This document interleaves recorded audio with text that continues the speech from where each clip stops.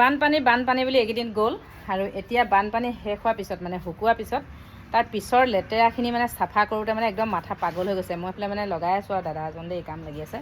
এইফালে মেটেকা মানে বাৰীখন একদম ভৰি গ'ল, ইমানেই জাবৰ জোথৰ লেতেৰা গোন্ধ মানে। আৰু কি মানে নষ্ট হৈছে তো সেইবোৰ দেখাবলৈ হ'লে মাথাটো গৰম হ'ব, দেখুৱাইও লাভ নাই। তথাপিও মানে কাপোৰ কানি কিন্তু সাংঘাতিক নষ্ট হ'ল দেই, গোটেই কাপোৰখিনিয়ে তিতিলে। এইফালে পেলাই থৈছোঁ চাওক, এই দম দেখিছে, এইখিনি কাপোৰৰ দম। তাৰপিছত ভিতৰখনতো অৱস্থা নাই, ব্লেংকেট তিতিলে, তুলি তিতিলে, বিচনা প্লাইবৰ্ড গোটেইখিনি একদম বৰবাদ হ'ল। কি ক'ম, কাক ক'ম মানে এই দুখৰ মানে এই কথাখিনি। আৰু কোনেনো দিব, এটা দুটা কৰি যেতিয়া নিজৰ ঘৰখনৰ সাঁচতীয়া বস্তুবিলাক লৈছিলোঁ বহুত হেঁপাহেৰে, আৰু তাৰপিছত আকৌ এবাৰ মানে আমি যে সেইখিনি বস্তু গোটাব পাৰিম মানে বহুত দীঘলীয়া এটা মানে সময় লাগিব আকৌ বস্তুখিনি গোটাবৰ কাৰণে। সেইকাৰণে মানে মনটো বহুত বেছি বেয়া লাগিছে। ভিডিঅ' বনোৱাৰ বাহিৰে বেলেগ একো উপায় নাই, মনটো বেয়া লাগিছে কাৰণে অকণমান ভিডিঅ'কে বনালোঁ দেই।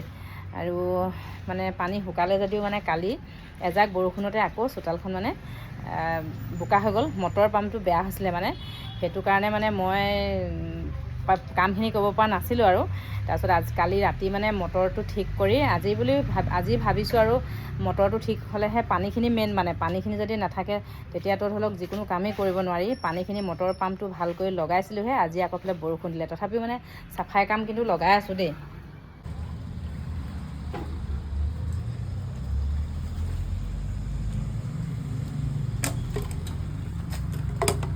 মেটেকাই মানে বাৰীখন ভৰি গ'ল ন, এইবোৰ এতিয়া চাফাই কাম কৰিবলগীয়া হৈছে। ইমান আকৌ পানী হৈ গ'ল নহয় এজাক বৰষুণতে, কি যে হ'ব আৰু দেই।